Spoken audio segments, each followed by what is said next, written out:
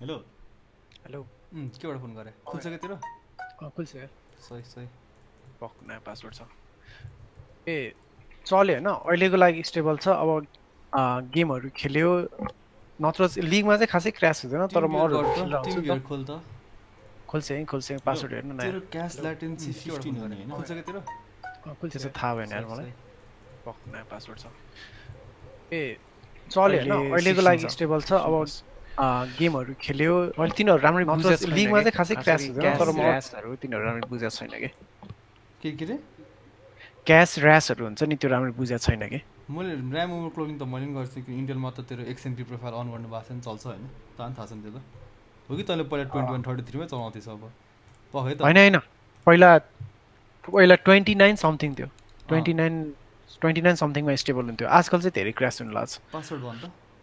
ए त्यो पठाएको छ कि बाहिरमा मलाई राइजनको एकतालि झ्याप्चो चलाउन मन थियो आनन्दै भएको चलाउनु पाएँ होइन अहिले चलिरहेको छ कि अहिले मजाले चल्छ कि 2800मा अब तेरो सिपियु पनि यहाँ चाहिँ 3 देखाएको छ तर खास गरी 3.5मा छ कि अहिले हार्डवेयर मोनिटर मेमोरी खोइ खै मैले कन्ट्रोल किन्न भएको छ म हेर्छु ल के अरे अनि 2800 होइन तर ट्रिपल ए टाइटल खेल्ने बित्तिकै 2-3 घन्टामा क्रास हुन्छ कि सिस्टम मेम टेस्ट छ होला मेरोमा छ होला है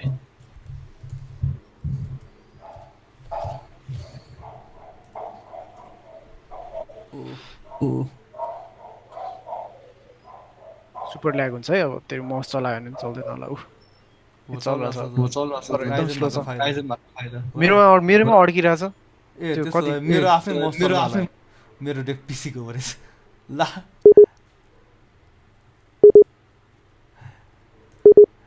ए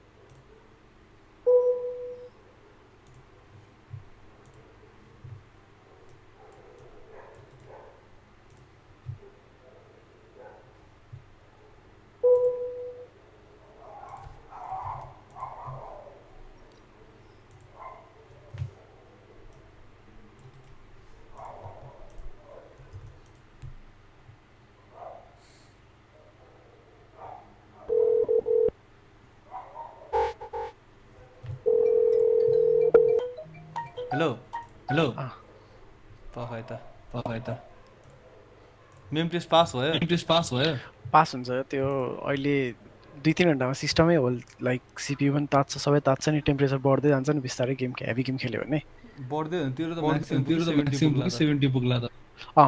70 नै हो तर त्यो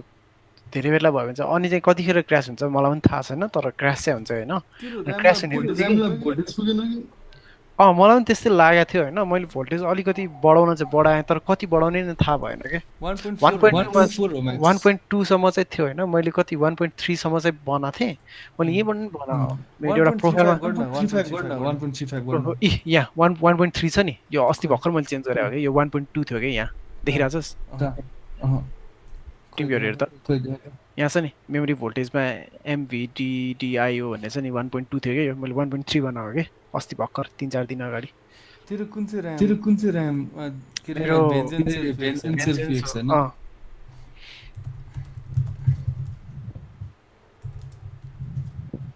त्यो LPX 16GB 88GB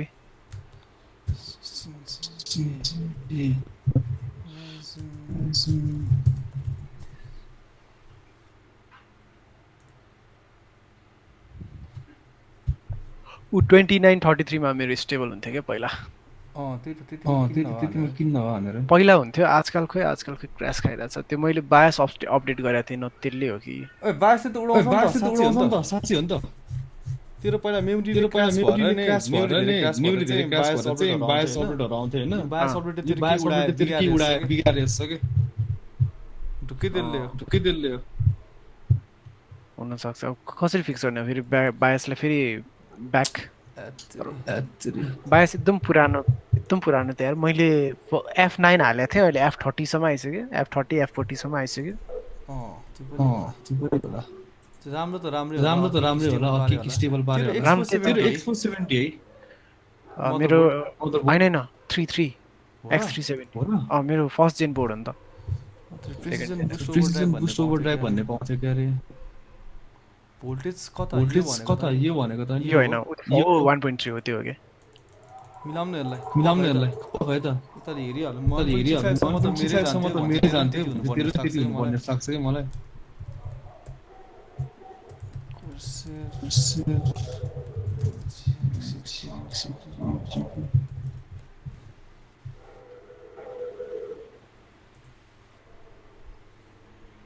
$3200 को है दिन चाहिँ मिल्छ हैन मलाई र्यामको ओभर धेरै कुरा थाहा छैन के खासै ट्राई गरे थिए 3400 पुरा त्यो नम्बरहरु नै थाहा छैन कि मलाई क्याश ल्याटेन्सीहरु भनेको के हो भनेर अनि चलाउने मन ती सबै अटोमा हाल्दैछ के मैले क्याश पनि अटोमा हालेछस् त्यो सिम्पली भन्दा त्यो एउटा इन्स्ट्रक्सन कति लाग्छ टाइमिङ हो के 2800 र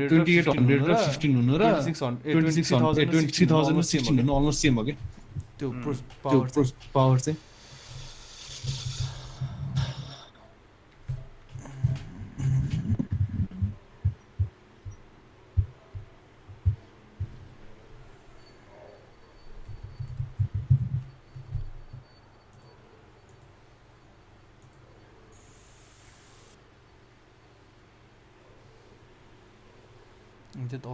automatic overclocking automatic हुन्छ XMP ले तिरोमा XMP प्रोफाइल बाइ डिफल्ट कुनै छ मेरो प्रोफाइल 1 मेरो अब ल्यापटपमा हेर्नै मिल्दैन के हो के ल्यापटपमा मेरो प्रोफाइल 1 भन्ने सेभ छ हैन त्यो प्रोफाइल 1 कहाँबाट आयो नि थाहा छैन के मलाई हेर त कस्तो हेर त भन्नाले कहाँ छ भने के बायसमा कसरी देखाउँ तँलाई बायसको कुरा I think यसलाई 1.35 जतिमा हाल्न त मिल्छ है किनभने मेरो नि त्यतिमै चल्थ्यो हैन तेरो राम तातिन्न होला मैले कहिले नगरे मलाई अलिकति डर लाग्यो मेरो भए त म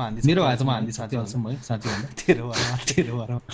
हैन अब अहिले गर्नु भन्दा त कुनै दिन आको बेला गर्नु पर्ला यार अहिले चल्छ के 2800 राखेको छ हैन 3000 नै राख्यो भने पनि चल्छ के गेम खेलेको बेला चाहिँ क्र्यास हुन्छ मेनली खासमा ट्राई हाने हुन्छ के फरक त पर्दैन हैन यस्तो हुन्छ भोल्ट इमेल जी स्किल हो नि त 1.35 इज गुड के यसो सर्च 1.35 द स्पिड ट्रेनर त्यही त अलि धेरै भोल्टेज नपुगे जस्तो लाग्छ हाल्दिन देख्दली म त्यहाँ आएर नि गर्ने यही हो भने अब साथी ट्राई गर्नु तिरो राइजन मात्र तिरो 2100 र 2800 भनेको 10 to 12% पर्फर्मेन्स हो त्यही थाहा हुन्छ नि थाहा हुन्छ अस्ति नै मेन डेस्टिनी खेल्दाखेरि हो के मेरो क्र्यास भएर अफ भयो हैन कम्प्युटर अनि खुल्दाखेरि झ्याप गर्यो कम्प्युटर म त त्यो नर्मल हैन के त्यो जियोस मेरो लागि अनि त्यसपछि डेस्टिनी फेरि खेलेको ल पुरा एफपीएस त हुन्छ नि तेरो 60 त स्टेबलै छैन के 60 छुन त छुन्छ तर कहिले छुने कहिले नछुने अनि त्यसपछि हार्डवेयर उसमा गरे हेरे त्यो टास्क म्यानेजरमा गरे र्याम त 2100 मा रिसेट भइसक्यो रहेछ के अनि फेरि थोरै चाहिँ हुनु पर्ने यार तेरो अरु पनि के प्रब्लम छ मेरोमा चाहिँ त्यो इन्टेल लिएर ग्राफिक्स लिएर बसेको थियो के डेस्टिनी अल्सम्म त्यही गर्छ भने 15-20 मा चल्दैन 15-20 मा चल्दैन म त त्यो फुल इन्टेलले डिसेबल गरेर खेल्नु के भा तपाईँ एक हप्ता भयो पखाइ त म खाना खाएर आउनु पर्यो यार ए हो त के छ भने म के गर्दिन नि त यतिकै छोड्दिन त म तले हेर्छु कि बरु के भएछ What is VCG आयो के भनेर कहाँ गयो Ryzen over क्लकिङ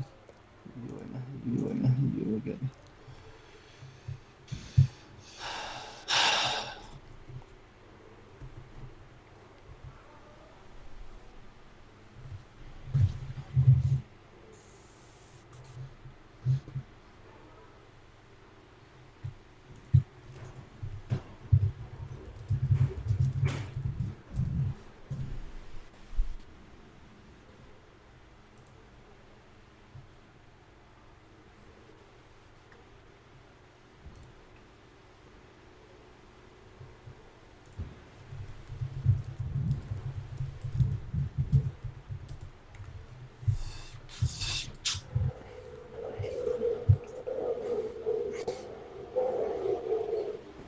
Hi, this is Mike from Mike's Unboxing Reviews and How To, and today we're going to talk about something a little bit different. We're going to talk about overclocking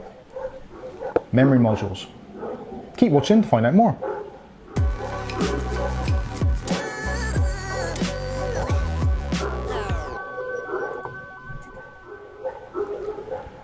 Okay, so this video is actually directly related to a message I received about one of my other videos recently. There was a video I made where I did a budget build and I used this cheap Corsair Vengeance LPX RAM. Now this RAM is 2133 megahertz RAM. So to give you the full specs of this RAM, it is 13, 16, 16, 28, and it's 1.2 volts. And this is version 5.30, if that means anything at all. But this basically comes normally as a 2-stick kit, 2 8-gig sticks making a 16-gig kit. Now, somebody mentioned in the budget build video that by using this type of RAM, I'm actually crippling the Ryzen processor, crippling is probably a slightly harsh word to use for how the RAM actually affects the processor. Yes, granted, the Ryzen processor is actually good for a lot higher bandwidth memory, and the Infinity Fabric actually does do a lot of benefits to the internal workings of the chip. More so if you have an APU, less so with a CPU. But with all the benchmarks about, yes, you do get improvement performance wise. This RAM was £35 for a stick, whereas realistically now, even the cheapest of DDR4 RAM in October 2018, you're looking at 60, 70, 80 pounds for a decent branded RAM of 8 gigs. So to buy a 16 gig set would cost me probably 120, 130, maybe even more if I wanted some RGB RAM or something like that. So for what cost me £70 for 16 gigs of RAM for this budget system is fantastic, and it does exactly everything I need it to. It doesn't seem to hold the system back in any way. And in fact, in my benchmarks, the only thing that does hold the system back is the GPU, which is the GTX 970 from NVIDIA, which in real terms, it should be a much better card in that system. But it's what I had, it's what suited the budget, so that's what was in there. So getting back to overclocking, so in the email it said about basically the RAM was crippling the system. So I thought to myself, well, this RAM is actually standard, very low voltage, 1.2. The timings are quite tight, so I thought this RAM to the bottom and change the RAM voltage to 1.3, which is quite a big jump, but should give us a bit of headroom for some pretty decent overclocks. So started off with a moderate overclock of 2667, not massive 3000, so we've dropped it back down to 2933, and it runs pretty well under that setting. I did find with Far Cry 5, which is actually running in the background, that at 2933, there was some instability. The program wouldn't always run, although there has been a massive update to it recently, which may have caused that. So I lowered the timings to 2866, and the game's been running absolutely fine. We're still getting some pretty good frame rates. With tweaking, you can get a lot of performance out of RAM sticks, no matter how old or how low powered they seem. So to wrap this up, yes, overclocking RAM or getting faster RAM is a great thing to do, and so just have a play. Try, see if you can get it overclock a little bit more, squeeze a little bit of performance out of it. But in my mind, it doesn't seem worthwhile selling perfectly good RAM to buy RAM which is a little bit faster for the very incremental speed improvements you get from it. So let me know in the comments below what experiences you've had with overclocking RAM and your problems or your triumphs. I'm really interested to know how far you can get RAM. I may well revisit this and try and see if I can get it over that 3000 megahertz barrier. We'll see, maybe do a follow-up video on that. But like I said, I'm really interested to hear what overclocks you've had out of your RAM and what settings you've used. So I've been Mike, this is Mike's Unboxing Reviews and How To, and this has been overclocking RAM.